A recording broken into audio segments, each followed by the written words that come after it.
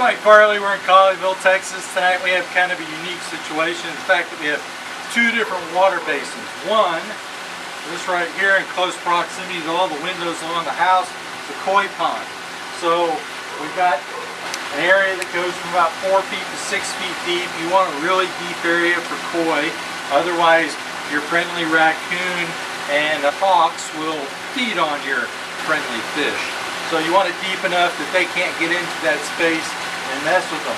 The one thing you have to have is good aeration, good airflow. So equipment for a koi pond is totally different than equipment for a swimming pool. Totally different filter, your flow rates are different, everything's different. So you don't want to set up the same situation that you do with a typical swimming pool. Now a couple of things that we wanted also was to kind of tie the architectural style of this koi pond in with the very contemporary style of the pool. And so we've got that. We even have really cool pads that look like they're floating on the water here. So we can walk across the space here and transition over to the pool area. So right behind where the camera is the bath going from the outside. So if you want people to clean up and everything, you can cut across the koi pond or you can walk around it. So real simple. The other thing is with fish, you want them to stand out. And so to stand out, you want a really dark background. So this is a black pebble sheen on this basin of water versus it's a different color on the swimming pool itself. But with the black, then you can actually see the fish swimming around on the bottom of the pool. The other thing is you want natural algae to grow in your koi pond. So there is kind of a green algae base on the walls of the pool. So it's just totally different than a swimming pool. But here, again, we wanted to tie in the geometric shape, the tile, and the spoke looters limestone that we used, and the gravel that was used in between all the stepping pads between this and the pool itself.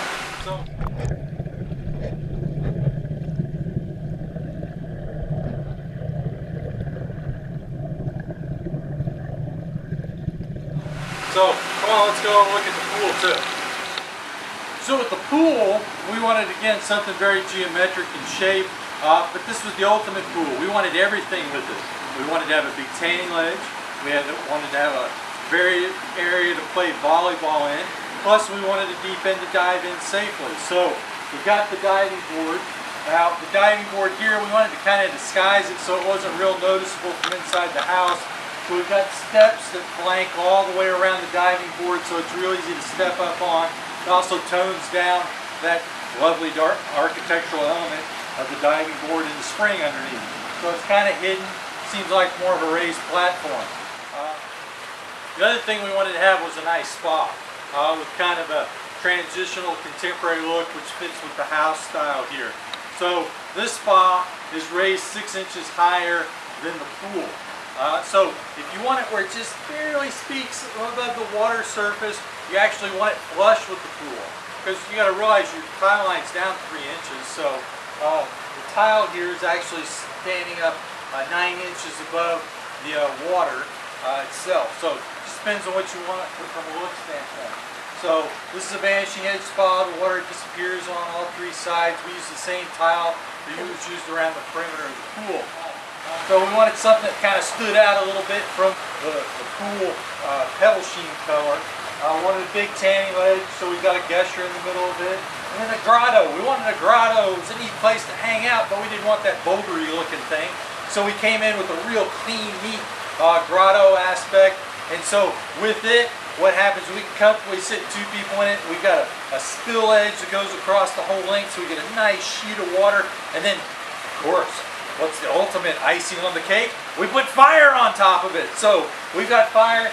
Can't really see it really well this time of the day. I promise you the night shots will look awesome. So, and then we set it up where cantilevers over the back so you can actually set a couple of bar stools because it's bar stool height. So it's a nice place to hang out, watch everybody playing volleyball and diving in the pool and in the spa. It's just it's a nice place to hang out in the yard.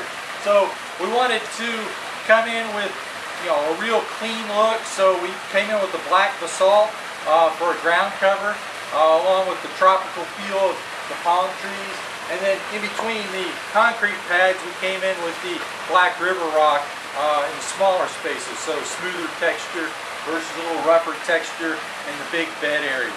So you get a real nice contrast with the Luder's smoke limestone coping and the deck itself. So we've got everything in this yard. So all we got to do is set up now for some volleyball, or we can turn the spa on.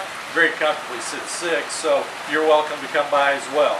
And we'll talk to you later. We're in Colleyville, Texas tonight, and we're having a great time. Take care now.